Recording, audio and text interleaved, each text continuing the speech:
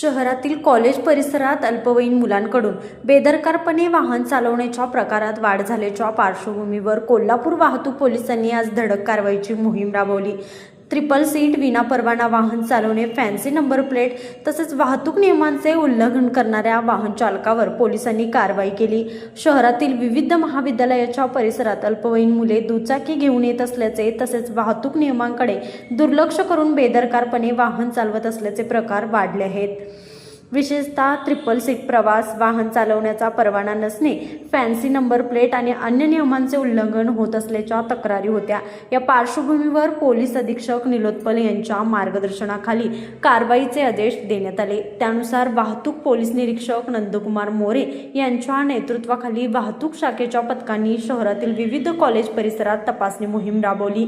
या कारवाई दरम्यान संशयास्पद तसेच नियमांचे उल्लंघन करणाऱ्या वाहनांची तपासणी करण्यात आली। वाहनांची कागदपत्रे, चालकाचा परवाना, नंबर प्लेट तसेच प्रवाशांची संख्या तपासण्यात आली। नियम मोडणाऱ्या वाहन चालकावर दंडात्मक कारवाई करण्यात आली। अल्पवयीन मुलांना वाहन देणाऱ्या पालकांनाही खबरदारी घ्यावी असे आवाहन पोलिसांकडून करण्यात आले आहे। कॉलेज परिसरात वाहतूक नियमांचे उल्लंघन करणाऱ्या विरोधात आगामी काळातही कारवाई सुरू राहणार असल्याचे वाहतूक शाखेकडून स्पष्ट करण्यात आले आहे।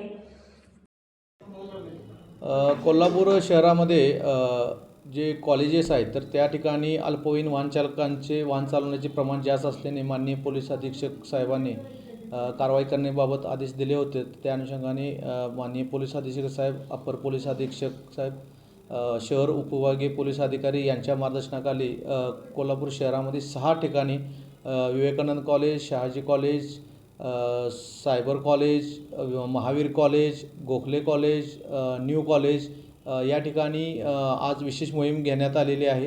तर यामध्ये जे अल्पवयीन वाहन चालक आहेत त्यांच्यावरती कारवाई करण्यात आलेली आहे। त्यासोबत फॅन्सी नंबर प्लेट, जे मॉडिफाईड सायलेन्सर्स, मॉडिफाईड व्हेकल्स आहेत त्यांच्यावरती कारवाई केलेली आहे। ट्रिपल सीट, मोबाईल टॉकिंग यामध्ये जास्तीत जास्त आज केसेस केलेले आहेत। तर कोल्हापूर शहरामध्ये अशा प्रकारची मोहीम यापुढेही राबवण्यात येणार आहे। सर्व जे पालकांना विनंती आहे की आपल्या अल्पवयीन मुलांना विना लायसन वाहन चालवण्याकरता देऊ नये। त्यामध्ये मोठ्या दंडात्मक तरतुदी आहेत, जास्त त्यामध्ये दंड आहे। तर सर्वांनी वाहतुकीच्या नियमांचे पालन करावे। धन्यवाद।